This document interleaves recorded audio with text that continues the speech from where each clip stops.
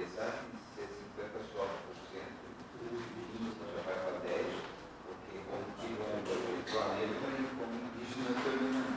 Então 50% vai para indígena e para quilombola. Então vai ser só 10 em todo o Brasil. Difícil, mas não é impossível. Presidente, Eu vou começar. presidente. Pode usar.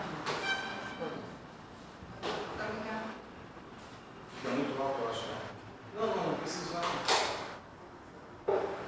Senão fica muito alto e vai, de repente, prejudicar as aulas ali.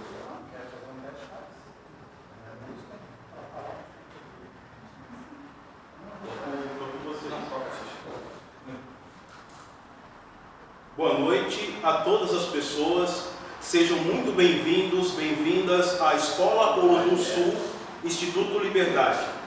A Secretaria Municipal de Turismo, Cultura e Esporte, através da Fundação Cultural Franklin Cascais, está dando continuidade às oitivas da Política Nacional Aldir Blanc, este momento tão importante para a cultura de Florianópolis. Agradecemos a presença de todos e também daqueles que porventura estão nos assistindo através do nosso canal do YouTube, @TV Cascais. Nesse instante, iremos fazer menção das autoridades que irão se assentar-se aqui à frente. Chamamos o ilustríssimo senhor presidente da Fundação Cultural de Florianópolis, Franklin Cascais, o senhor Lídio Moisés da Cruz.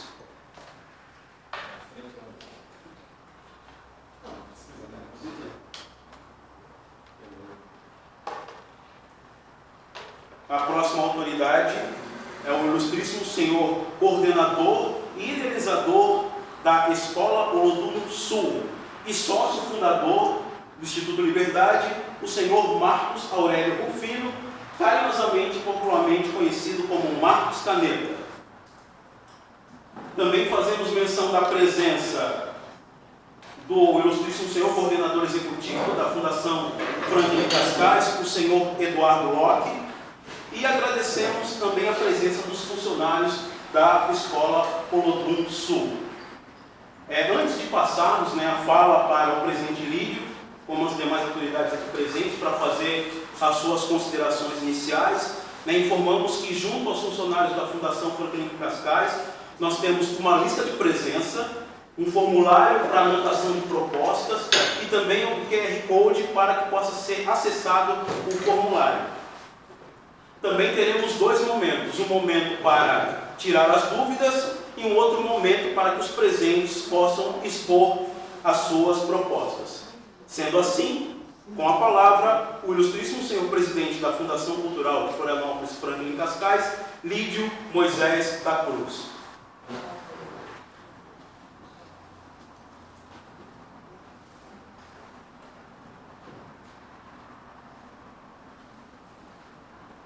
Boa noite a todos e todas. Eu queria agradecer aqui nesse momento, meu querido, pedir licença para chamá-lo carinhosamente da forma que a gente costuma chamar, que é o nosso professor Marcos Caneta, nosso querido Caneta. Eu estou muito contente, eu não conhecia pessoalmente esse projeto e eu fiquei muito contente quando nós tínhamos interesse fazer uma das oitivas da PNAB no continente e prontamente se desse esse espaço, que é uma forma também da gente conhecer, divulgar e ver esse valoroso trabalho que estás tendo aqui junto à tua equipe, e é uma coisa que nos orgulha muito.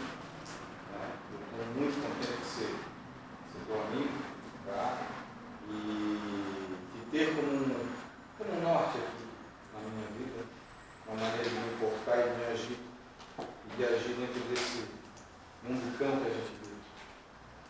E eu fui surpreendido agora, gente, positivamente surpreendido, porque hoje é um momento extremamente especial na minha vida, porque meu professor de Química, da época do Instituto Estadual de Educação, Mestre dos mestres.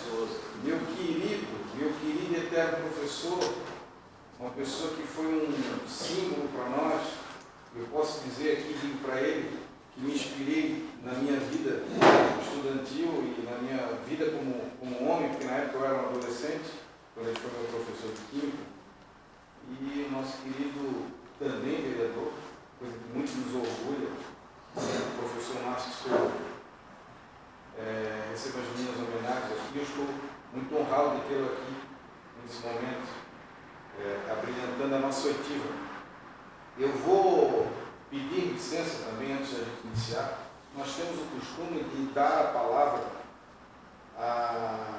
aos representantes da classe cultural da cidade, que sempre, em todas as oitivas que nós tivemos, eram representadas por um dos seus conselheiros, ou pelos seus diretores do Conselho de Políticas Culturais do município, ou por representantes mesmo do Conselho. Como nós não temos, não sei se, pelo menos não recebi a informação, que nós temos aqui um representante do Conselho, eu vou pedir para que o nosso querido Marcos Caneta represente a classe artística e cultural da nossa cidade e faça as considerações iniciais para que nós possamos começar as nossas oitivas. Ficaria muito honrado se tu aceitasse o convite.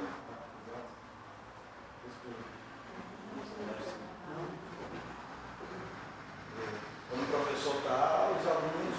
Eu ia passar a palavra depois do professor. Eu acho que é mais justo.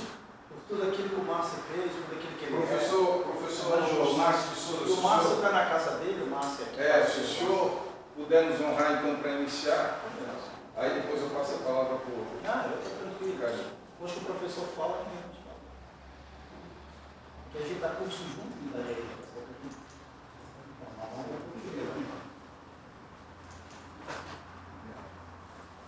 Mais um pupilo aí que passou pelas tuas mãos. Boa noite a todos.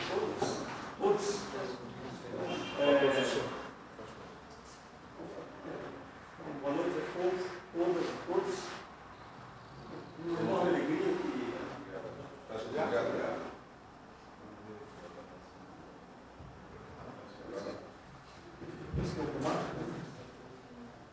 Que alguns deles são manuais.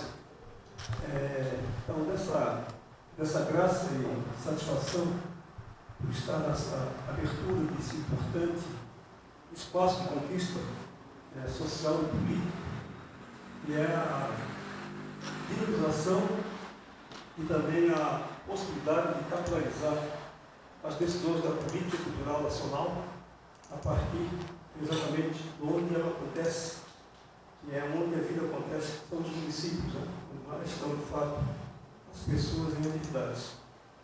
E nesse aspecto da atividade cultural, nada mais legítimo do que você conseguir ficar uma aproximação com as raízes de onde os homens e mulheres gestam e constroem suas referências, práticas, costumes, hábitos, saberes, e tudo isso compõe o espectro da cultura. E, saudando aqui a presidência do Liberdade, do Sul, o professor Marcos Caneta, saudando aqui o Dinho, que foi nosso aluno do Instituto, valoroso Instituto de Saúde e Educação, na escola de 1862. Lídio, hoje doutor Lídio, foi um dos mais brilhantes alunos que eu tive, em meu início de carreira. Sempre foi isso, quando ele é citado o nome dele, eu diria que aquele tempo ele já diria que seria. Aquele tempo, a primeira série noturna do Instituto de Saúde e Educação, tenho sempre o prazer de onde eu enxergo a vida de professor e a vida semelhante diferente, né, do sapateiro, costumo dizer. A gente, quando conferir sobre sapato, a gente sai e sabe se o sapato serviu ou não. Ela vai no sapato. Mas com o estudante, com o aluno, não é assim. A gente passa por nós, passa pela escola, e a gente não sabe onde ela vai, onde ela chega. Então, primeiramente, fazer essas saudações importantes e importante registro. E a todos aqui que estão compõe aqui essa reunião que dá exatamente o sentido dessa formatação política de poder construir a partir dessas referências de vida. Eu espero que tenham muita expectativa. Eu sou ainda da época que o nosso mestre também, nosso grão-mestre, Gilberto Gil, percorreu o país e concebeu essa possibilidade de democratização da decisão da política cultural. E com a evolução, a partir especialmente do Aldir Blanc, essa lei importante, de viabilizar o financiamento das atividades culturais, isso ganhou mais corpo. Eu diria que o Gil fez um mapeamento importante e a partir dessa evolução passada, nós conseguimos chegar a essa condição de efetivar o mecanismo de controle de participação social, a ideia da lei Aldir Blanc. Para nós aqui, o Fran, aqui presente, é um dinâmico também, produtor cultural, de extrema valia essa possibilidade de termos aqui essa participação. Eu creio que ainda por não termos socialmente a dimensão da importância desse comportamento, é que essas salas ainda não se encheram. Tem outros setores que já conseguem mais perceber mais adequadamente e estão vivenciando intensamente esse espaço. Eu creio que é um aprendizado também da nossa parte, especialmente dos setores mais populares, a participar dessa oportunidade. Nós também tem a dinâmica de difusão, porque ainda há um estrato que percebe-se ainda bastante elitizado na situação desse momento que está sendo que foi uma conquista.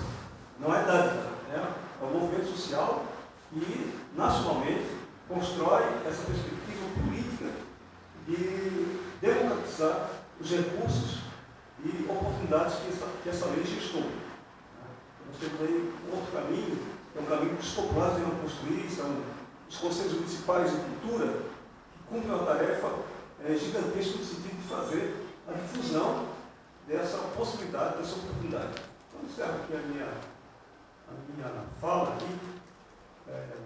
Não vim preparado para essa elaboração, mas dizem que farmacêutico tem que estar preparado para falar em festa, em velório, em cortejo, em qualquer lugar que for solicitado. E é doutor somente quando não tem médico na cidade, mas ele sempre é um medido ao final.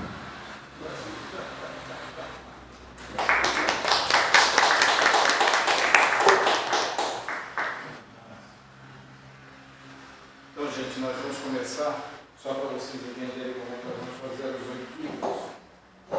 Como eu já expliquei para vocês, as oitivas nada mais é que uma consulta que os órgãos governamentais têm que fazer com a classe, no caso a classe cultural, para saber qual é a melhor forma de aplicação dos recursos que nós recebemos do governo federal. Não é uma benevolência nossa, é uma obrigação legal que nós temos que cumprir para poder fazer com que os recursos que nós pleiteamos junto ao governo federal sejam efetivamente recebidos e prestados devidamente às contas. Né? Então nós temos aí o Plano Anual de Aplicação dos Recursos, que o pessoal chama de PAR. Tá? Então o Plano Anual de Aplicação dos Recursos, o PAR, é o detalhamento do plano de ação cadastrado pelo ente federativo na plataforma Transfer.gov no momento da adesão à Política Nacional Aldir Blanc e Fomenta a Cultura, a PNAD. A partir das metas e ações já definidas no plano de ação, os entes federativos devem detalhar as atividades, respectivos valores, resultados esperados, entre outras informações que nortearão a execução dos recursos. O PAR é um instrumento previsto na própria lei da PNAD e deve ser publicado em diário oficial do ente federativo ou em outro meio oficial de transparência pública. Pode botar aquele... Então, só para a gente entender a processualística da coisa. Então, nesse momento, eu vou explicar para vocês o que é o par. Tá? No segundo momento, nós vamos abrir para tirar dúvidas. Tá? E no terceiro momento, uma vez sanadas todas as dúvidas, nós vamos partir para a etapa que nós entendemos ser a mais importante, que é a etapa onde vocês vão opinar. Vocês vão dizer, na opinião de vocês, qual é a melhor forma de aplicação desses recursos. Tá? Então, o par é esse documento aqui. Tá? Esse é um modelo do documento que foi fornecido pelo NIC, onde nós vamos, o que está em caneta preta nós não mexemos, o que está em caneta vermelha nós vamos mexer. Tá? Começamos aqui na atividade. Aqui começa a função de vocês. Com base no que vocês vão decidir, nós começamos a fazer as alterações, as modificações. Então, o valor, forma de execução, produto, entrega, quantidade, atividade se destina a recursos, áreas periféricas e ou de povos e comunidades tradicionais, ela vai depender da atividade. E quem escolhe a atividade são vocês. Dentro do quê? Dentro da ação que está ligada com as metas. Nós temos metas, então nós temos ações gerais e ações, o que eu chamo de ações específicas. Tá? Então, ações gerais, nós temos o fomento cultural, depois obras, reformas e aquisição de bens culturais. Nós temos o custo operacional. O que é isso? É o quanto nós vamos destinar para operacionalizar todos os editais, todo o processo que envolve a PNAB. Depois nós temos subsídio e manutenção de espaços de organizações culturais. Essa ação ela vai gerar uma atividade. Como eu já disse para vocês, a atividade são vocês que vão decidir. Tá? Aqui embaixo, que eu sempre chamo de muita importância, que nós vamos também tratar hoje sobre isso, que é a Política Nacional de Cultura Viva. Então nós temos fomento a projetos continuados de pontos de cultura, fomentos a projetos continuados de pontões de cultura, premiação de pontos de cultura. Então nós temos projetos e nós temos premiações, se assim desejarmos. Né? Isso vai gerar um valor, né? A quantidade de pontos de cultura apoiados, está lá uma quantidade, e aí se a atividade destina recursos a áreas periféricas e ou de povos e comunidades tradicionais. Por que isso? Vamos começar a falar sobre isso agora. A lei, ela nos obriga, entre aspas, né, a destinar 25% dos recursos para essas ações aqui, para o que eu chamo de ações específicas, que são a Política Nacional de Cultura Viva. Então, no mínimo 25% dos recursos que nós recebemos aqui, nós somos obrigados a aplicar nessa política aqui. Não tem jeito, não tem desculpa. No mínimo 25%. Tá? Os outros 75% nós dividimos nas várias etapas das ações aqui, sendo que nós podemos destinar até 5% do custo operacional. 5% dos 100%, não dos 75%. Então nós temos um exemplo aqui, ó, ação. Podemos fazer um fomento cultural. Né? O que é? São editais de fomento, tá? Que podem ser projetos ou pode ser premiação. Vamos lá aqui, ó. Atividade. Um exemplo, realização de festival de cultura popular. Essa escolha vai gerar um valor. Ou melhor, essa escolha aqui vai gerar uma quantidade. É um festival. Essa quantidade vai gerar um valor. Qual é a forma de execução? É um chamamento público, 13019.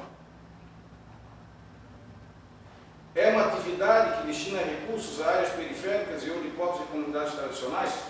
Se for sim, nós colocamos dentro do quadro, sim. Por que isso? Porque a lei diz também que nós temos que destinar no mínimo 20%, tá, em atividades que destinam recursos a áreas periféricas e ou de povos e comunidades tradicionais. Então, esse quadro aqui, nós somos obrigados a preencher ele completamente. Por quê? Porque aqui nós vamos calcular, temos que provar que no mínimo 20% do total de recursos que nós recebemos foi para essa destinação.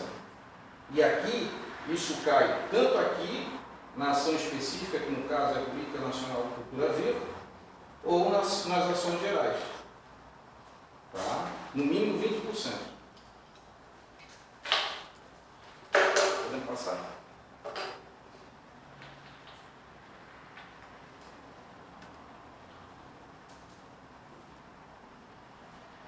Ó, o que deve constar no plano anual de aplicação de recursos? No plano anual de aplicação de recursos, deve constar as seguintes informações. Isso aqui são detalhes técnicos, tá? Que nós sempre mostramos aqui para o bem da publicidade, mas vocês não devem se fixar nisso aqui, porque quem tem que entender é as pessoas que vão preencher esse. Vocês têm que entender a vontade de vocês, o que vocês querem para a aplicação dos recursos. A forma como nós vamos operacionalizar, aí é nossa. Está entendendo? Vocês só se preocupam com o que vocês querem que a gente faça com o dinheiro. Como nós vamos fazer para respeitar a vontade de vocês, ou seja, processualística da coisa, aí é conosco. Informações gerais do plano de ação e dados dos gestores locais do Estado, município ou Distrito Federal. Detalhes sobre o processo de participação social, incluindo como foi o diálogo com a sociedade para a elaboração do parque. No nosso caso, nós estamos o quê? Nós estamos fazendo as oitivas. Nós fizemos, esse é o 6º local onde está sendo realizadas as oitivas. Todas essas oitivas, como vocês podem bem ver, vocês assinaram na lista de frequência e vocês receberam uma documentação, um papel, para que vocês escrevessem as sugestões. Tá? Esse documento, e também nós estamos filmando, está aparecendo na TV Cascais, tá? Nosso canal do YouTube. Todos esses documentos nós vamos compilá-los, transformá-los em PDF, e isso vai servir como prova de que, olha, do número 2, detalhes sobre o processo de participação social, incluindo como foi realizado o diálogo com a sociedade para a elaboração do pacto. Ou seja, nós estamos dizendo para o MINC o seguinte, olha, MINC, nós fizemos oitivas em 6 regiões do município de Florianópolis, ouvimos a comunidade, tá? A comunidade cultural local, e essa foi a decisão deles. E aí nós vamos apresentar todos, por isso que a gente brincou em várias outras oitivas, porque o pessoal estava preocupado com a forma como nós estávamos interpretando as perguntas e as sugestões que eles estavam dando. E ficou muito complicado e a gente convenceu o pessoal o seguinte, gente, está sendo filmado o que vocês estão falando e vocês estão escrevendo. Por isso que a gente orienta o seguinte, pessoal, esse tempo agora que vocês têm, que vocês estão prestando atenção também, se pintar uma dúvida, coloca no papel. A sugestão, no final, vocês escrevam no papel, porque nós vamos pegar esse papel e a comissão vai analisar esse papel. Porque esse papel, ele vai ser digitalizado, tá? E vai servir de documento para a gente mostrar para o MINC. Então, todos aqueles que escreveram, mais aqueles que falaram, tá? Falaram com o microfone e tal, expuseram oralmente a sua vontade, tudo isso vai servir de prova. Tá? Então, nós não temos interesse em tirar ninguém, muito pelo contrário. Quanto mais tivermos, maior é a prova de que nós ouvimos a sociedade e que isso vem, e que o desejo, que esse par é uma construção, tá, do desejo da sociedade. 3. A descrição das atividades a serem realizadas ao longo do exercício, desmembrando as metas de ações previstas no plano de ação, especificando valores, forma de execução, produto entregue e quantidade de cada um. Então, naquele quadrinho que nós vamos mostrar agora,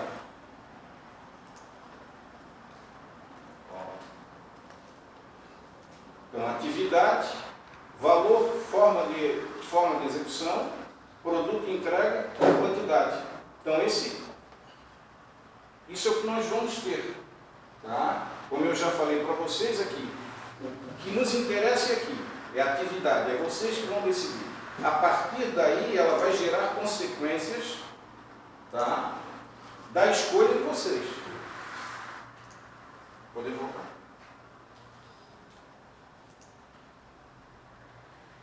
4. Indicação se as atividades destinam recursos a áreas periféricas ou de povos e comunidades tradicionais. Então é aquela última coluna que nós colocamos lá. Pode passar para frente. Mas isso dependente de se destinar para periférico povo tradicional, ainda tem que respeitar as pautas estruturantes, mulheres, negros, indígenas. Já vamos falar sobre isso. Ações afirmativas que serão adotadas nas atividades previstas de acordo com a instrução normativa do Ministério da Cultura. Então, é essa, ponto 5, as ações afirmativas. Informações sobre o sistema de cultura com a existência do Conselho, Plano e Fundo de Cultura. Lista de forma de execução dos recursos, indicando como serão utilizados de acordo com o regime jurídico adequado.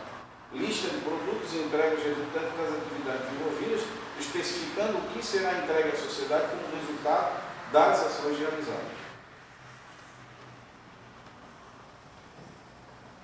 Indicação se as atividades destinam recursos a áreas periféricas ou de povos e comunidades tradicionais no plano anual de aplicação dos recursos do PAR. Então, nós temos a identificação da atividade, né, que aí como nós vamos fazer, né, após descrever a atividade específica a ser realizada no PAR, pode-se incluir uma coluna ou campo para indicar se essa atividade destina recursos a áreas periféricas ou de povos e comunidades tradicionais. É aquela última coluna que eu mostrei para vocês. Tá? Percentual de destinação. Especificar o percentual dos recursos que será destinados para essas áreas específicas. Por exemplo, se a legislação determina que pelo menos 20% dos recursos devem ser destinados a essas áreas, certifique-se de indicar esse percentual. Novamente, naquela coluna lá, então nós botamos o sim e o percentual. Tá? Utilização dos recursos. Utilize, identifique se a atividade destinará uma parte dos recursos para áreas periféricas, urbanas e rurais, bem como para áreas de povos e comunidades tradicionais, conforme previsto na legislação. E por fim, a justificativa. Se houver uma justificativa específica para a destinação dos recursos para áreas periféricas ou de povos e comunidades tradicionais, é importante incluí-la para garantir a transparência e prestação de contas. Ações afirmativas no PAR. Tá? Então, o que aconteceu, para colocarmos como exemplo, o que aconteceu na Paulo Gustavo? Tá? A Paulo Gustavo, nós utilizamos 4 ações afirmativas. Nós utilizamos a política de cotas ou reserva de vagas, utilizamos as bonificações ou critérios diferenciados de pontuação, utilizamos também a política de acessibilidade e procedimentos simplificados de inscrição.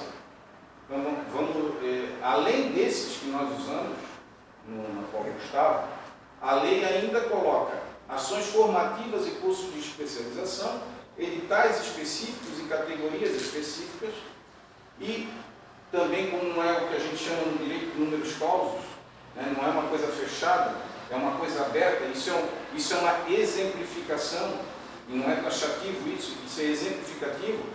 Ele coloca também aqui outras modalidades de ações afirmativas, ou qualquer outra forma que, por exemplo, não foi pensada nesse momento, mas de repente tem, entendeu? De uma maneira difusa. Políticas de cotas ou reserva de vagas. Reserva de vagas para determinados grupos, porcentagem específica de vagas ou comunidades, garantindo maior inclusão e diversidade.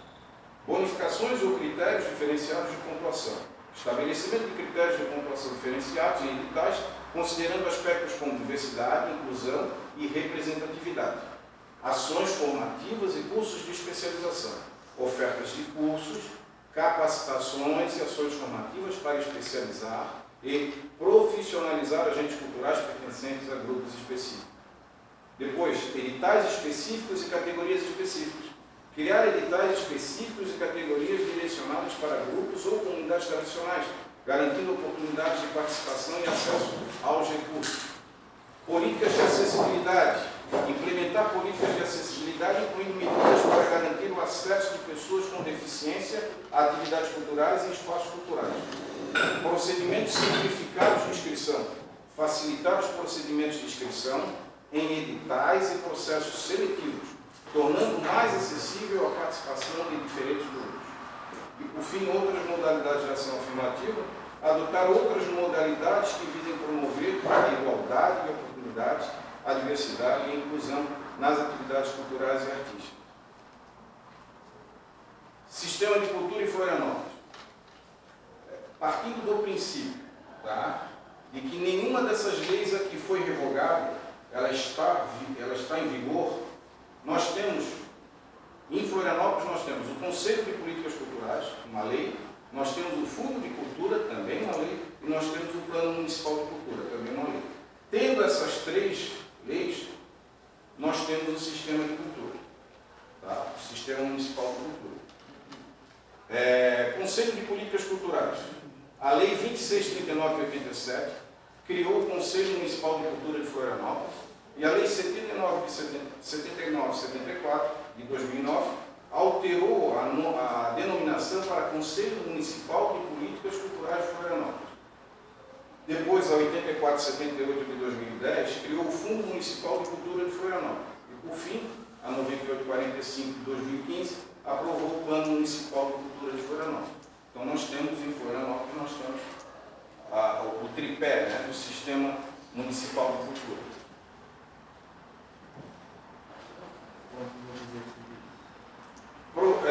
Programa Cultura Viva no Parque, que é aquela meta específica que eu falei lá embaixo. Nós temos a meta geral e nós temos a meta específica, que é o Programa Cultura Viva.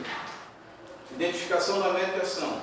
Identificação clara da meta e ação relacionadas ao Programa Cultura Viva no Parque. 2. O detalhamento das atividades e a descrição das atividades específicas que serão realizadas no âmbito do Programa Cultura Viva. E 3. A destinação de 25% dos recursos, disponíveis no parque para as atividades relacionadas ao Programa Cultura Viva.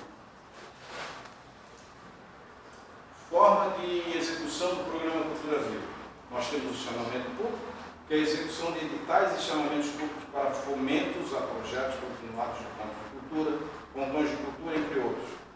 Temos também a premiação de pontos de cultura, que é a concessão de prêmios e reconhecimento a pontos de cultura que se destacam em suas ações. E 3, as ações afirmativas, a adoção de medidas como políticas de cotas, bonificações e ações formativas para promover a inclusão e a diversidade no Programa Cultura Viva. Produtos e entregas do Programa Cultura Viva. Projetos culturais apoiados. Fomentam projetos continuados de ponto de cultura e pontões de cultura. Premiações concedidas, que é a concessão de prêmios e reconhecimento a pontos de cultura e agentes culturais. Ações de formação, realização de cursos, oficinas e outras ações formativas para agentes culturais. E o fortalecimento da rede, ações que contribuem para o fortalecimento da rede Cultura Viva em nível local. Agora, bota aquele quadrinho, esse daqui. Então, nós temos aqui claro que isso aqui não é uma aula, é apenas alguns tópicos que é para que vocês possam se familiarizar, tá? Aqui nós não temos o objetivo de dar um curso sobre isso. O comparativo de ponto de cultura, pontão de cultura. Então, nós temos o ponto de cultura.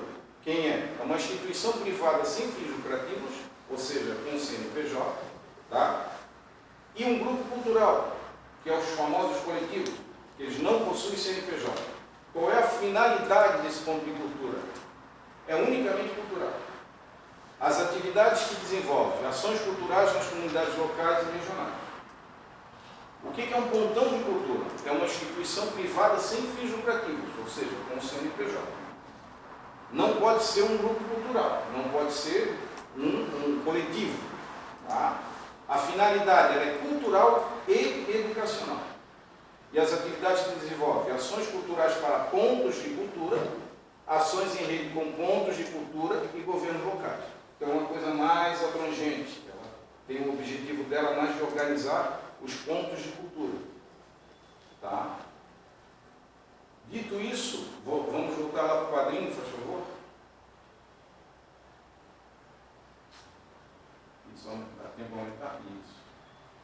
Então, gente, esse é um resumo, tá, do que é que nós da Fundação vamos ter que entregar no MEC, no MINC, quando nós formos, até o dia 31 de dezembro, comprovar qual é a forma que nós vamos aplicar os mais de 3,5 milhões de reais que nós recebemos em Florianópolis para esse ano pela Política Nacional Aldir Blanc.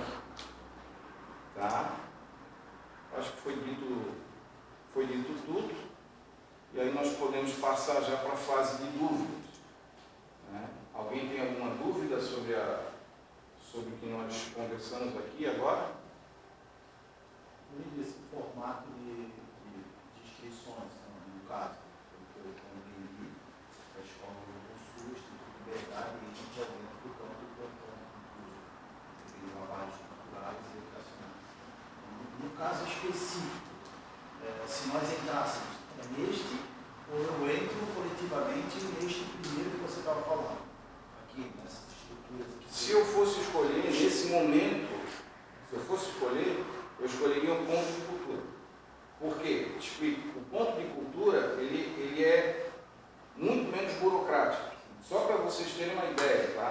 No momento que vocês fazem as inscrições, por exemplo, se nós tivermos editais, e provavelmente teremos editais de fomento a projetos continuados de ponto de cultura, mesmo que vocês não sejam hoje, não estejam no MINC, com o título de ponto de cultura, tá? A burocracia hoje, para que se consiga o reconhecimento de ponto de cultura, ela está um pouco elevada. Então, o que o pessoal do MINC decidiu? Olha, gente, quem se inscrever nesse edital, a inscrição, o fato de se inscrever, já por si só, já o qualifica como ponto de cultura. Entendeu? Então, aqui você já pode participar como ponto de cultura. Mas aí tem a questão do CNPJ e sem CNPJ.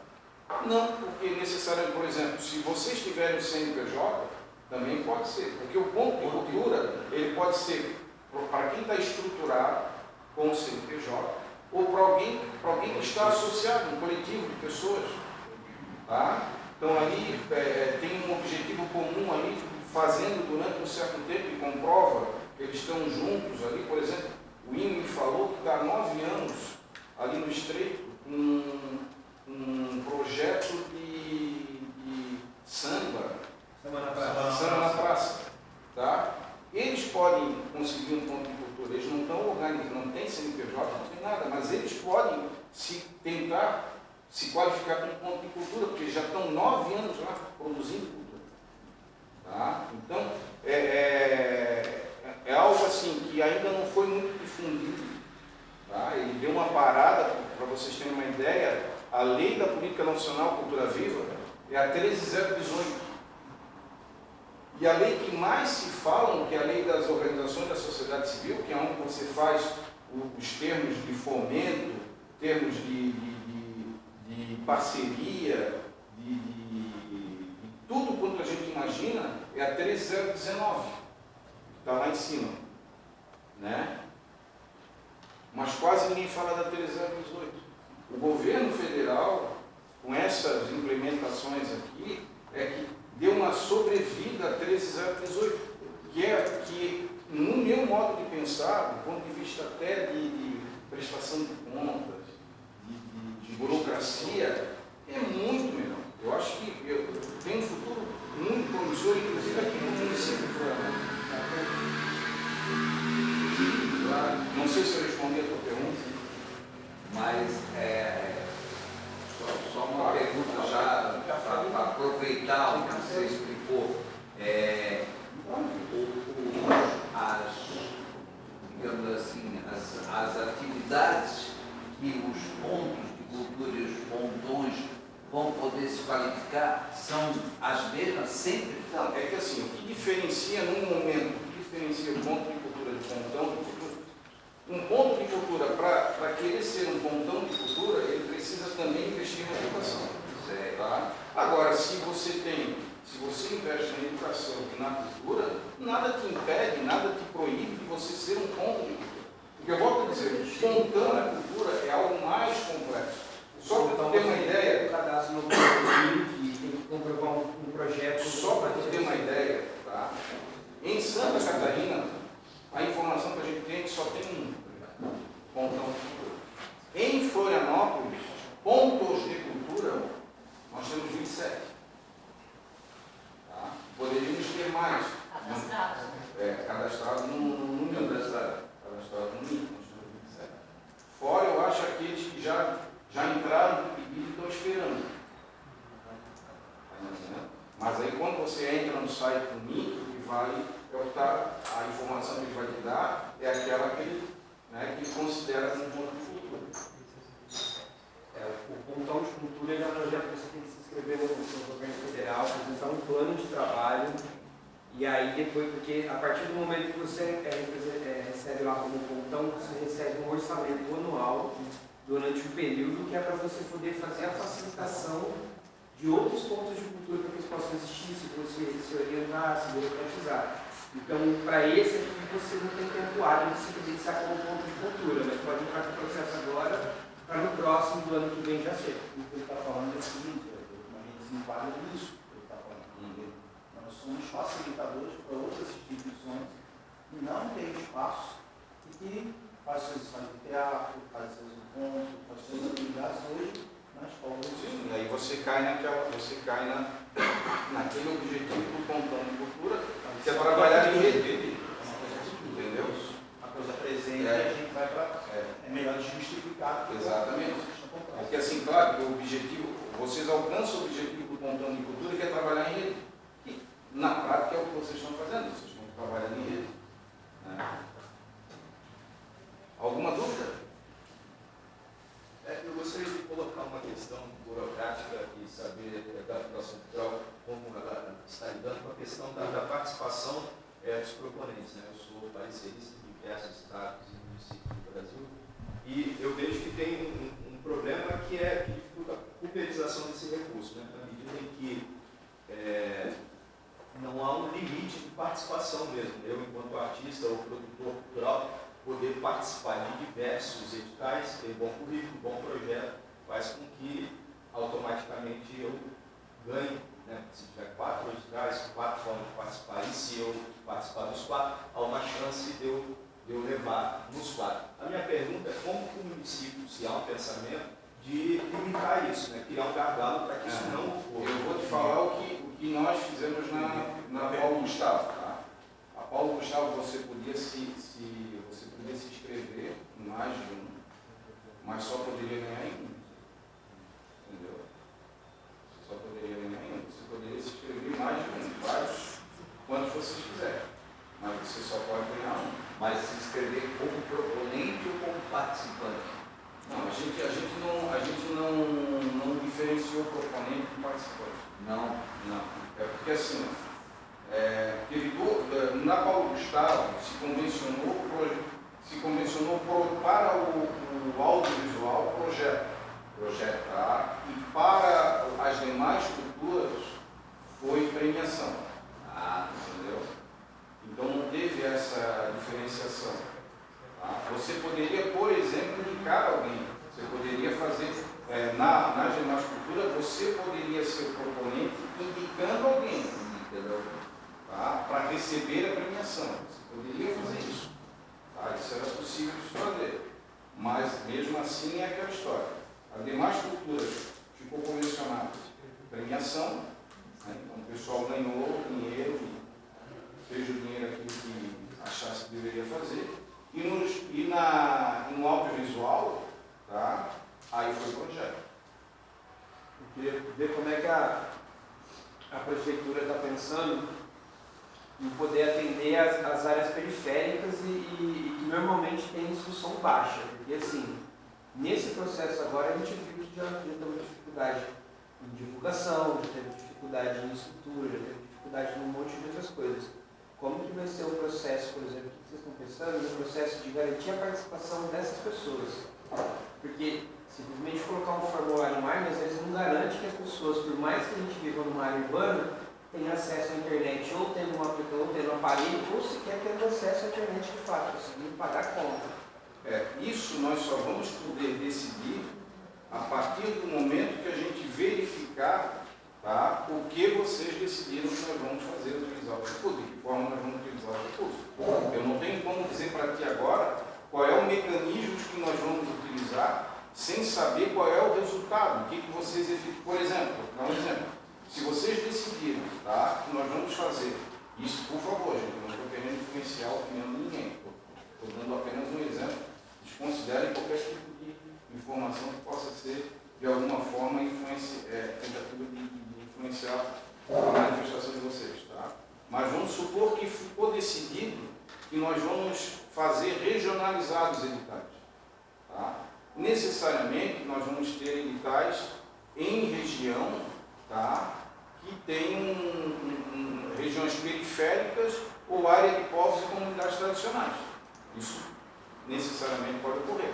Se isso ocorrer, existe uma forma de divulgação. Levando em consideração as dificuldades que por muito bem explanasse aqui, nós vamos ter que fazer uma forma de, exemplo, uma busca ativa. Ir no bairro, onde vai ser destinado, entendeu? Fazer a divulgação, disponibilizar um local para que a pessoa vá lá e faça a inscrição com técnicos. Isso é uma alternativa, tá? Isso é uma alternativa, mas isso vai depender de o que ficar decidido. Tá? Eu acho que o colega ali falou que levantou uma problemática bem séria nessa questão, porque aqui a gente está com a sociedade também podendo participar de uma oitiva que há muitos anos atrás no projeto não existia, essa participação. Então, eu acho que assim, a LAB 1, né, quando ela veio emergencial, a gigante, ela veio muito trancada, né? Porque a gente estava com muito isolamento e tal. Alguns municípios acima de 360 precisam ter a cultura viva, correta? Que aí é um tipo de 25%. E há necessidade de manter 20% também, ali das áreas periféricas, povos, quilombolas e etc., comunidades tradicionais. Né? Então, a gente percebeu que a mudança da LAB 1 para a LAB 2 foi mais a abrangência de diversidade, o leque de diversidade que havia. E não adianta, como o rapaz ali falou, ter grandes eventos dentro da cidade, por empresas com CNPJs, que vão fazer toda a estrutura, porque o projeto vai cobrir, vai montar toda uma estrutura numa praça pública no centro, e a gente vê as comunidades que precisam completar ali tanto a cultura viva quanto os 20% da PNAB, né? Não está havendo uma busca ativa, como o senhor falou. Por quê? Porque aqui a gente não está vendo o pessoal quilombola, a gente não está vendo o pessoal de terreiro, que a maioria dos locais lá em Salvador já está sendo utilizado para fazer comunidades, né, bibliotecas comunitárias públicas dentro dos seus hotéis. Então, assim, pessoal indígena, cultura indígena, você vê no centro de Florianópolis, vendendo a preço de banana sua, cultura sua artesanato, pedindo uma alimentação para os filhos. Então, quer dizer, pode haver uma mostra cultural, eles estão mais preocupados, a cultura deles não é só para a gente, é ali dentro dos locais deles. Eu sei que há uma necessidade, a LAB ela veio com um caráter emergencial e ela foi colocada há 5 anos. Todo ano a gente vai ter essa oitiva e ela vai ser lapidada. Então aqui não é um local, que a gente fala assim, estamos todos no mesmo barco. Precisamos mostrar o corpo do gestor para o gestor federal e aqui nós estamos conseguindo dirimir e atender porque foi a diversidade que veio a LAB 2. Né? Então, eu acho que está faltando muito, como a pastora Maria, a questão da capacitação. Entendeu? Marcar convite, verificar os locais quilombolas, os locais periféricos, que, como eu falei, ponto cultural nós temos vários. Quantos tem registrado? 27? Nós temos vários. Aqui é um modelo de ponto cultural que não vai registrado, vai formalmente registrado. Então, aqui a gente tem atendimento das crianças, tem atendimento 24 horas de manhã, de tarde, com o pessoal da comunidade, seja, aqui as escolas vizinhas não conseguem oferecer diagnóstico, auxílio de diagnóstico de crianças especiais, a gente está vendo aqui na comunidade, entendeu? Fazer esse trabalho aqui, só que assim, é um ponto cultural? A gente está tendo ainda educadores, arte educadores voluntários que pagam a sua gasolina para poder vir aqui oferecer cultura, nós temos. Então a gente tem que verificar como a gente quer lapidar todo ano e utilizar de uma forma correta, a gente sabe que vocês já têm uma parte de vocês, né? Ali no calendário anual das festividades que são típicas do município, porém, a LAB 2 ela veio com o intuito de abrir um leque de diversidade. Então, a gente está vendo o que a gente consegue entender, até por outros editais, não precisa ser só o PNAB. Paulo Gustavo, houve mudanças de cronograma, ninguém está aqui para pedrejar. Nós estamos todos em experiências do mesmo barco. Então, o que a gente tem que verificar o que ocorreu e mudar? Esses 5% que eles falam, algumas pessoas falam que os 5% ali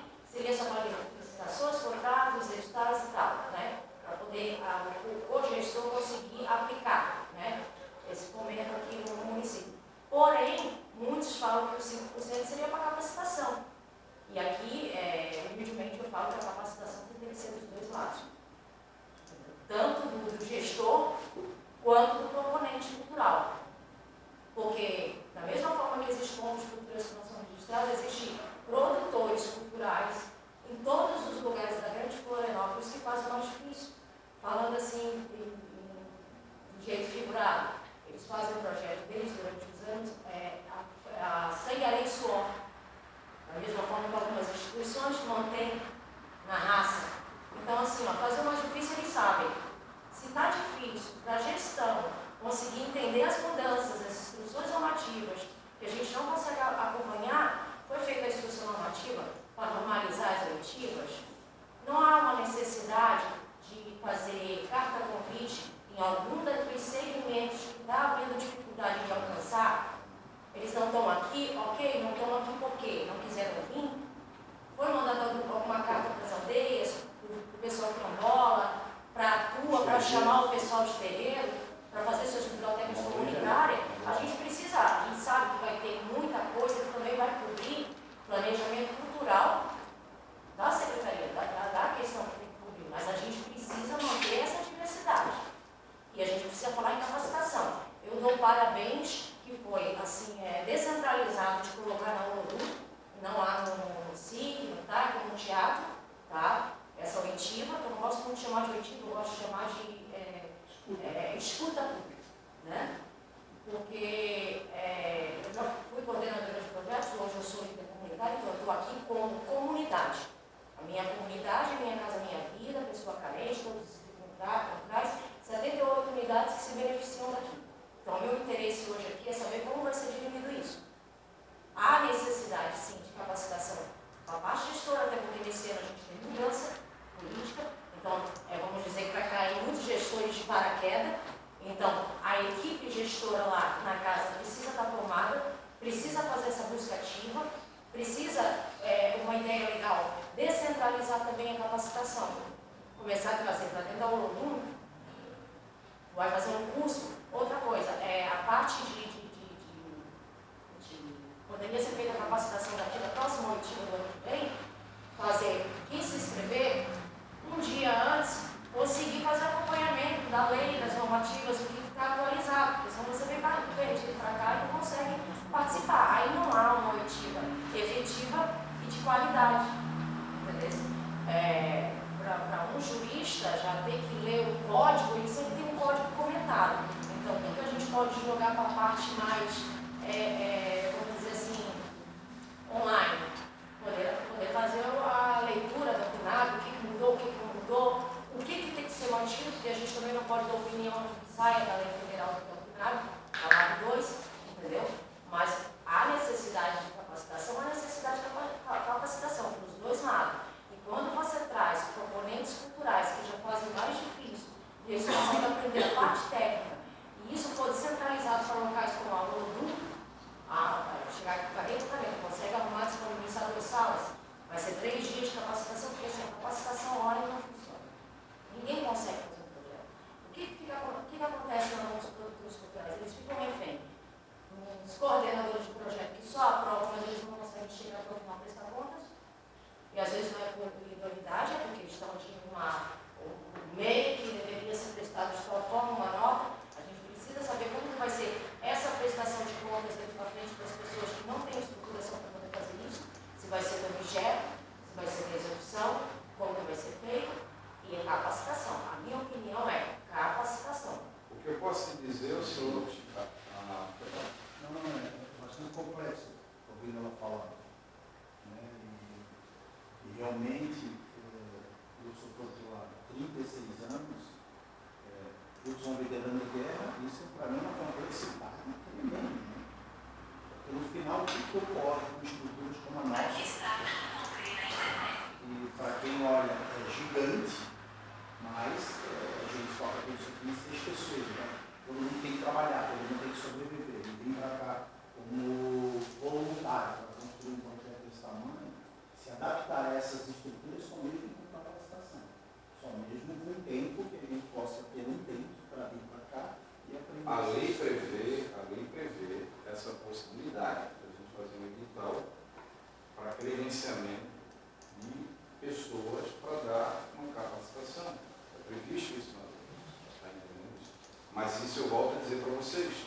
Quem decide isso são vocês.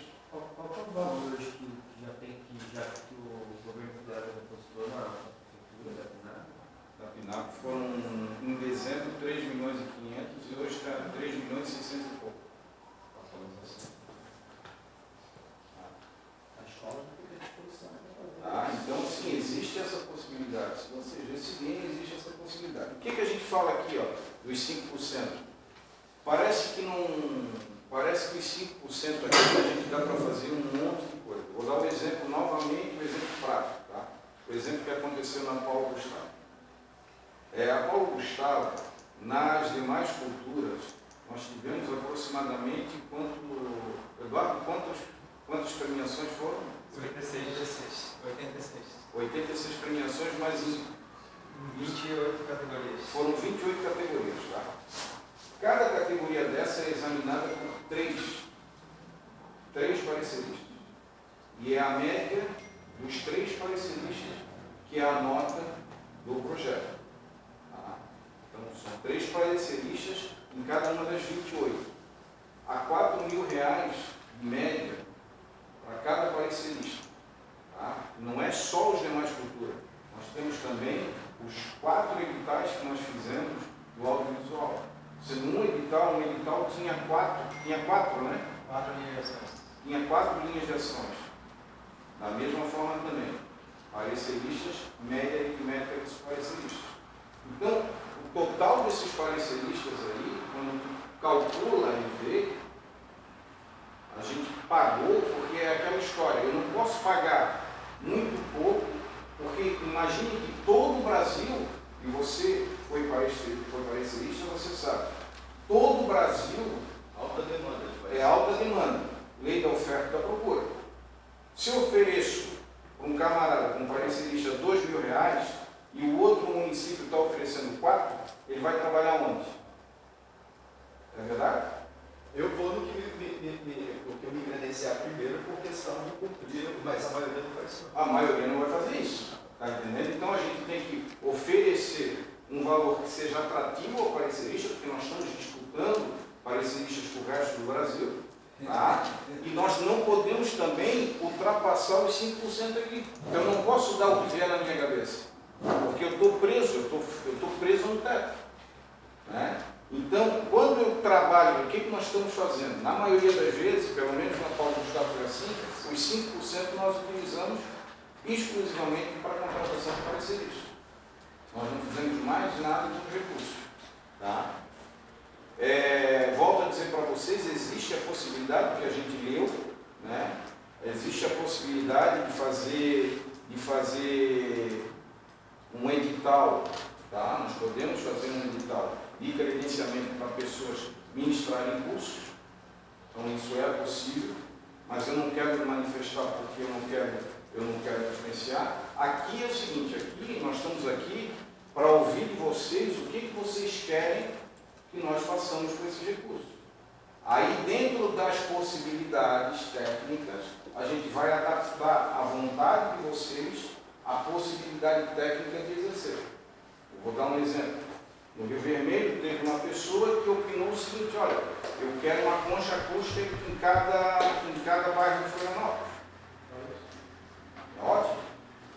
Mas nós temos 3 milhões e meio, e nós temos que dar 25% para a cultura viva, entendeu? E assim, a gente tem que trabalhar dentro das possibilidades. É legal, a gente gostaria de fazer mais coisas, gostaria de fazer mais coisas, mas a gente tem um limite, que é um dinheiro, que ele não é infinito, ele é finito. E dentro das possibilidades escolhidas por vocês, nós vamos ter que adequar a possibilidade jurídica de fazer, tá? Com a vontade de vocês. Às vezes isso não vai casar, mas o que der para casar, nós vamos fazer. Tá? Deixa eu fazer uma pergunta para vocês aqui. Receberam o convite da Oliva, que era da semana passada, para ter acontecido lá no Monte Frio?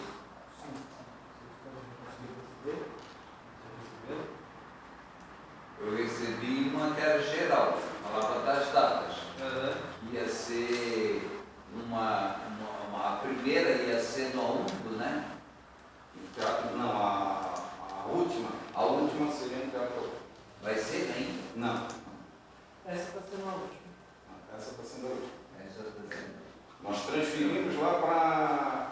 Seria novo, nós transferimos para a prefeitura. Ah, tá. Mas não houve divulgação da transferência. Houve?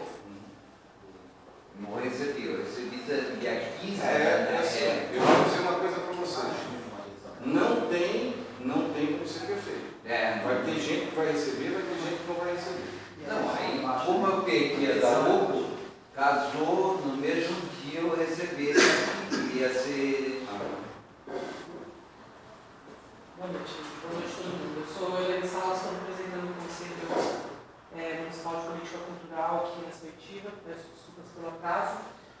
Falo como moradora também do continente, da grande defasagem que a gente tem de cultura na região continental, né?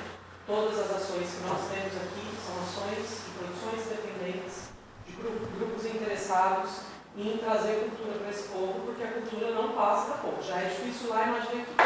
Essa é o contexto, a realidade geral dos 8 bairros da região continental. Né? A gente teve aí no ano de 2022 a abertura daquele espaço ali em Coqueiros, em anexo ao posto de saúde, e foi a única questão pública colocada em muitos anos no continente. E aí eu acho que a gente precisa pensar muito seriamente sobre isso dentro da PNAD, porque os munícipes da região continental são alejados do seu direito de cidadão cultural. Eles não recebem sequer apresentações culturais dessa região que não sejam da ordem da produção independente. E eu acho que dentro do fomento precisa começar a trazer para as pessoas sentirem a falta quando não tiver mais. Porque as pessoas não sentem falta porque elas não conhecem. Né? Isso é básico. Né? Eu acho que a estrutura da Escola London Sul é um marco histórico para a região continental e precisa ser aproveitada como tal, porque da mesma forma que a Prefeitura faz convênios com todas as outras secretarias para fomento de diversas coisas, também deveria ser conveniado junto à Prefeitura para fazer o papel cultural que esse espaço se propõe. Né? E não é uma coisa difícil porque os convênios estão aí, eles existem, né? E tem várias entidades, ONGs, OS, que fazem usufruto desse direito público, né? Para desenvolver atividades. Então, nesse sentido, eu acho que tem que ter um esforço, né, de quem vai pensar a produção cultural nos próximos 5 anos na região continental, de primeiro descentralizar, tem que vir aqui para as pessoas terem essa oxigenação, viver um pouco da cultura, para aí se perceber a necessidade da falta, né? Senão a gente foca em editais, né? Pensando aí sempre nessa lógica do edital, que parece um vício da cultura, né? Que eu acho que tem outras formas de fomento que não sejam esses, e a gente precisa se debruçar sobre isso também, mas de garantir que esses bairros que estão fora, né, desse eixo comecem a vivenciar esses processos. Eu acredito que a formação na parte técnica ela é indispensável e para todos os produtores culturais, porque a gente está tendo uma atualização legislativa, né, quanto às formas tanto de premiação quanto de prestação de contas, e isso é importantíssimo, porque nossas leis eram ainda da década de 90 e eu acho que a conjuntura está bem diferente, né? Mas principalmente garantir de fato que, mesmo sendo apenas 2%, né, 3% do território de Florianópolis, a parte continental, ela tem uma densidade demográfica bastante grande e boa parte da nossa questão periférica, dentro da perspectiva dos 20% que estão previstos no PNAD, estão concentradas na região continental. Né? E aí a gente precisa pensar, inclusive, nessa divisão, que é 25% para a cultura viva, 20% para as áreas periféricas e 5% para as questões PCDs. Então, 50% do bolo já está muito definido, direcionado. Né? Mas, por exemplo, entidades como a do London Sul poderia ter indutores que garantissem, por ela já fazer um trabalho prévio de fomento cultural, ela já tem que ter um indicador para garantir que ela consiga o acesso a esses valores, né? E eu acho que pensar isso também, né? Para além do que está previsto para a área periférica, mas quem é aqui na região continental que está fomentando? Quem são os nossos pontos de cultura? Quem são os nossos produtores culturais? E eu acho que eles têm que ter indutores específicos para garantir. Que é dentro da região do Monte Cristo e Chico Mendes, nós temos mais 8 comunidades. São 10 comunidades que formam o Monte Cristo. 10 comunidades. Então isso é um dado importantíssimo para garantir. Da PC3 aqui onde estamos até Chico Mendes são 14. Então, só por isso, né, a gente precisa ampliar essa visão, né? E talvez dentro das outras possibilidades de ação, né, para além do fomento, né, aquisição de bens culturais, obras, reformas, o que a gente pode adequar dentro dessa perspectiva, e o subsídio de manutenção dos espaços de organizações culturais já existentes, que também é uma previsão e a gente precisa garantir. Então, o que o Olodum Sul vai ter de contrapartida cultural para receber o subsídio mensal para a manutenção do seu espaço?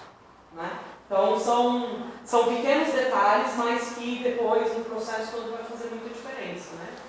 E garantir essa atenção, porque essa política é uma política de 5 anos, então ela precisa ser uma política estruturante. Ela não pode ser uma política eventista, que infelizmente é o modus operandi da nossa Fundação de Cultura, e que se restringe ao momento, e aí se apaga, e a gente não tem uma continuidade. E a gente precisa pensar em continuidade para falar de cultura, né? Para você formar um cidadão cultural, você não vai conseguir formar ele um domingo por mês em uma feira de Cascais. Né? Você precisa de outros elementos para garantir esse acesso, essa fruição, esse desenvolvimento. Né? Então, faça essa colocação para a gente botar as antenas em pé de como a gente vai trabalhar esses recursos, inclusive para que a gente não fique fora novamente, né, sendo uma parte tão expoente da cidade. Né? Então, também falo como moradora daqui, né? Moro aqui na rua de trás. Né? Mais alguém que não Deixa deixa eu só fazer uma adendo colaborando com ela, um terço da população da cidade vive no ponto de vista.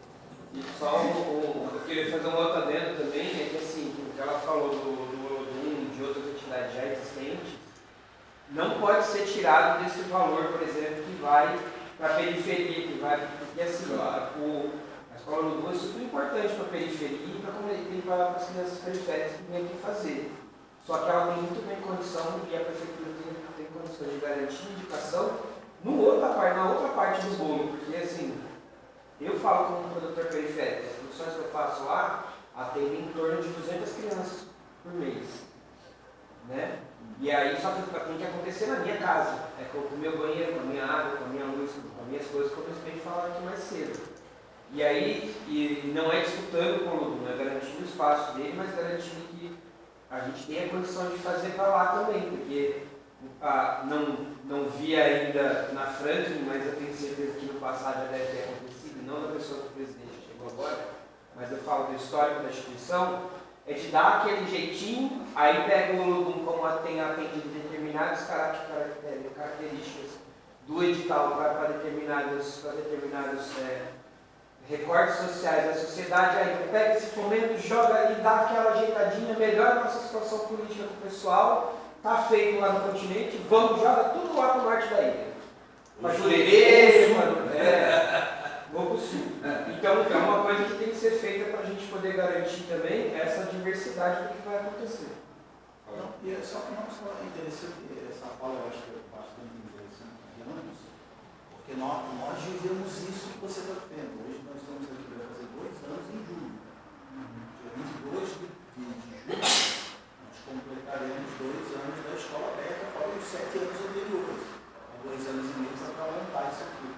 R$100 da prefeitura, R$100 do Estado e R$100 do governo federal. Nós sobrevivemos há quase 2 anos aqui sem R$1 público. Vai e volta fazendo currículo, vai, documento não, segura de novo, não. Só para a educação há 2 anos rodando e a gente não consegue ser certo assim.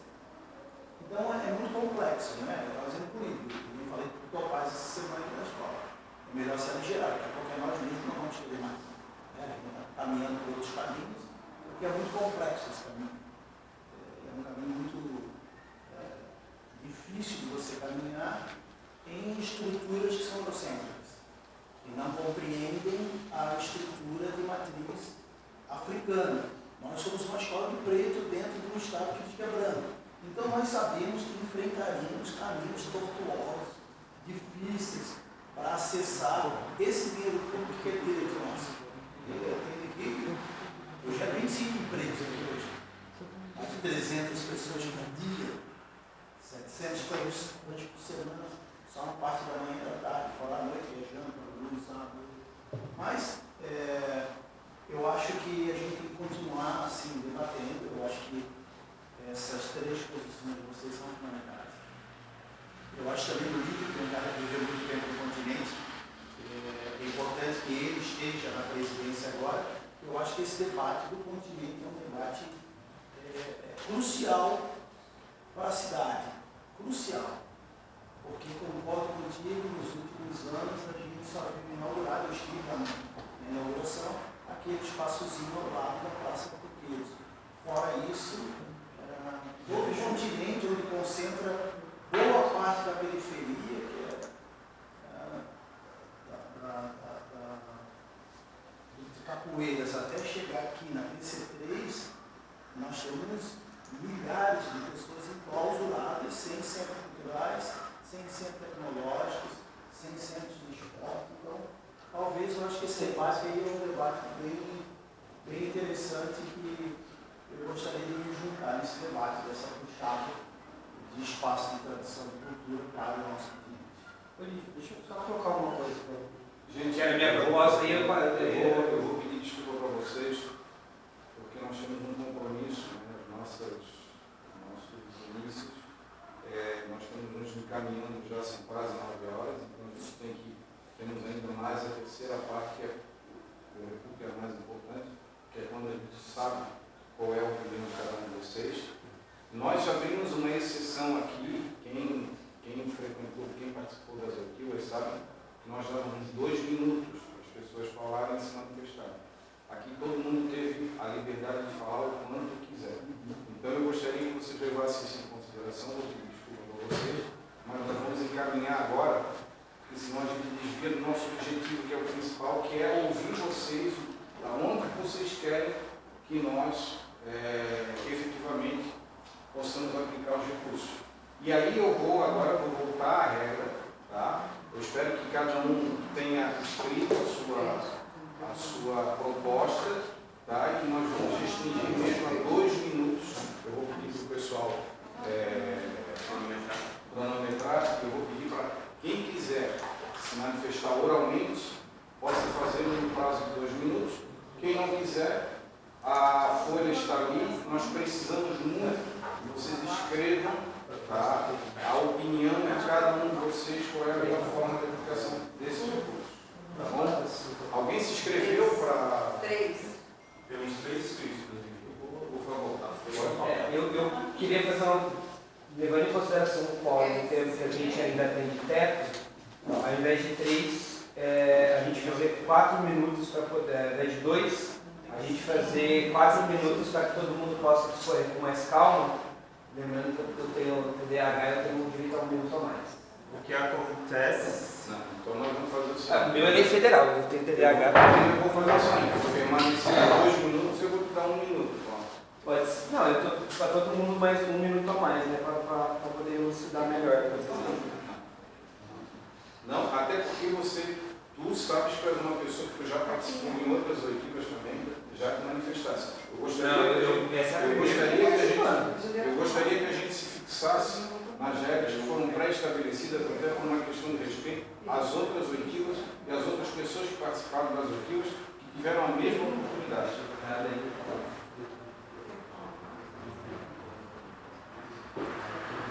Primeiro, então? Quem abre? Primeiro está escrito é Hernani Salles. Eu posso aqui uma última para terminar de preencher aqui. Tá. Aí o segundo escrito, Flávio. A minha proposta aqui seria o que acho que todo mundo... Flávio, Teria que gravar. será que você gosta de falar aqui na frente? Poxa, rapaz, eu me importo, eu tenho um pouco de vergonha. Pode ser, né? Se puder levantar, então, pelo menos te agradeço.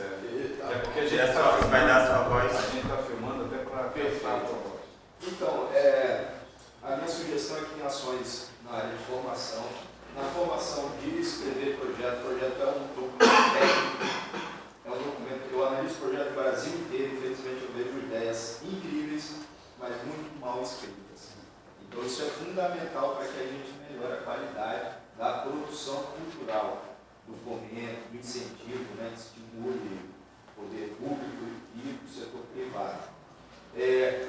Penso que investir em ações artísticas com direcionamento a essas ações nos bairros, em pontos de cultura, escolas, centros comunitários e tudo mais, é muito legal. Isso pode ter uma pontuação extra no edital para ações, das que foram colocadas aqui pelos colegas e pelas colegas, né? Determinado bairro ganha um ponto a mais, determinado grupo de profissionais ganha um ponto a mais. Pernambuco, tem um exemplo, tem um edital que pontua mais nesse sentido e é muito legal. E eu também acho que tem que ter ações que valorizem as ações de jovens, um estímulo a projetos para iniciantes. Próximo é o Paz. Tá, eu vou precisar de um minuto a mais. Eu acho que a primeira coisa que a gente tem que fazer é relembrar, assim, né? A gente está falando aqui da PNAB, que ela traz prêmios e fomentos. Mas aí eu quero cobrar a prefeitura que, além da PNAB, que é um recurso federal, a gente precisa de mais aparelhos culturais, a obrigação da prefeitura, e precisa de leis e incentivos municipais que partam da prefeitura para que as coisas aconteçam e tenham continuidade. Dito isso, eu acho que a coisa principal é a gente ter descentralização, as coisas têm que acontecer longe fora do centro, fora das áreas de maior IDH, tem que ser nas áreas de menor IDH, e a gente tem que garantir também a circulação desses projetos para outras áreas, garantir que o jovem que está fazendo no Monte Cristo, no Montserrat, no Morro do Macaco, no Morro do Mototó, qualquer outro lugar, que eu possa pegar, além de só produzir arte dele ali, e aí a prefeitura tem que dar uma contrapartida, a gente sabe, então essa contrapartida é garantir a circulação para outras áreas, para a gente poder descentralizar, mas levar a cultura do Monte Cristo, por exemplo, que é um tipo de cultura que tem muito migrante e muito imigrante lá, e levar para outras áreas onde tem mais argentinos e outro tipo de pessoal, né? E a gente poder fazer essa troca cultural mesmo e garantir a diversidade. E por último, eu acho que a gente tem que focar muito no fomento para novos artistas e mais público. Porque assim, não é que na periferia não tem artista. O problema é que na periferia não tem incentivo para que se faça arte. E aí, lembrando que eu te falei o caso lá do samba que a gente fazia lá na praça. Cada vez que a gente põe o samba na praça numa tarde de domingo, em 40 minutos depois chega a polícia, bate nos moleques e leva o instrumento embora. Então, assim, que direito é essa cultura que a gente tem, né? E a outra coisa que a gente tem que garantir, e aí eu entro de novo na contrapartida da prefeitura, é a divulgação dessas ações de forma qualificada para cada local. Né?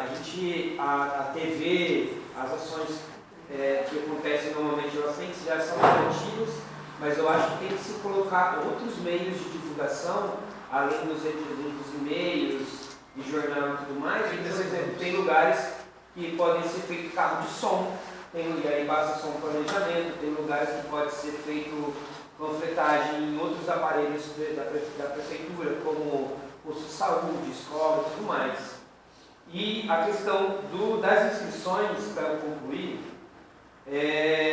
as inscrições elas serem feitas de forma simplificada, desde o texto, da onde explica cada coisa, e aí, de repente, um escritório, alguma coisa assim que possa dar um suporte para quem está se inscrevendo, né?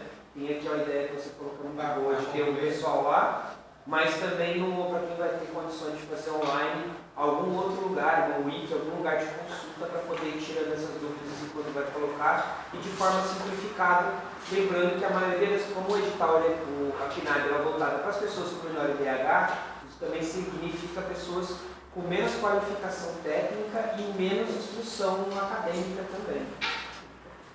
Eu acho que é isso. Próximo.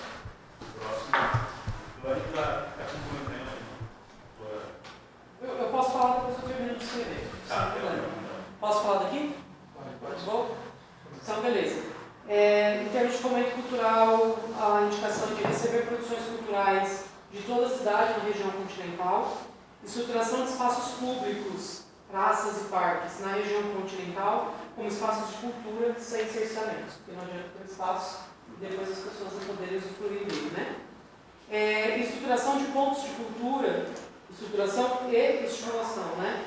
De pontos de cultura em cada bairro da região continental, né? Então a gente tem que ter o Jardim Atlântico, nós temos que ter coisa no Estreito, no Balneário, no Canto, no Abraão, no Coqueiros, né? Ponto de cultura independente também para poder ir especificadamente na cultura viva, né?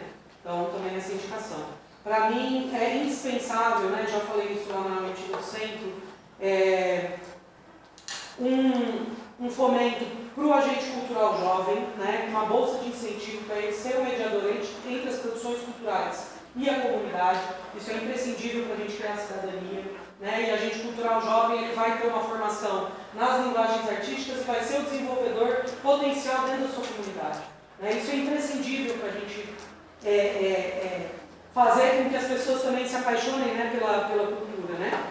E para mim também acho imprescindível oficinas culturais técnicas formando holds, iluminadores, sonoplastas, maquinistas, cenógrafos, figurinistas, né? Nas linguagens técnicas para a gente garantir também empregabilidade e renda na cultura, né? Para essas pessoas aqui da região continental. E por último, garantir o apoio técnico para quem for fazer projeto aqui na região continental tenha uma estrutura da Franklin Cascais para garantir se vai ser através da oralidade gravada ou se vai ser digital, né? Que tenha uma equipe resguardando para que o produtor daqui consiga fazer a sua inscrição e não ser alijado por conta dessas questões burocráticas, né? Caneta, que a gente sabe que passa, né? Porque é isso, né? É uma linguagem própria, a linguagem do edital, e nem sempre garante que o nosso povo, né, consiga participar com a tal excelência que é pedida, né, nesses casos. É isso, muito obrigada. Vai falar? Só escreveu? Não, eu só escrevi. Pode escrever? Então, o professor Márcio Souza também analisa. Eu penso que nós temos essa oportunidade aqui, a condição de recuperar, eu vejo aqui a necessidade de recuperação do espaço propositivo representado pela Conferência Municipal de Cultura. Tem um caráter de conferência, como ele tem um aspecto valorativo da pluralidade, da diversidade, da produção cultural no município, também regionalmente, ele se torna a instância mais representativa do complexo desses atores em cena na política. E esse é um aspecto fundamental. Essa conferência, ela acusa a possibilidade, ela fornece elementos para a formatação do Plano Municipal de Cultura, com uma representatividade bastante profunda e extensa, dentro de uma perspectiva política pública, afirmativa, uma outra questão fundamental, que pega todo o elenco aqui dos historicamente afastados, e que o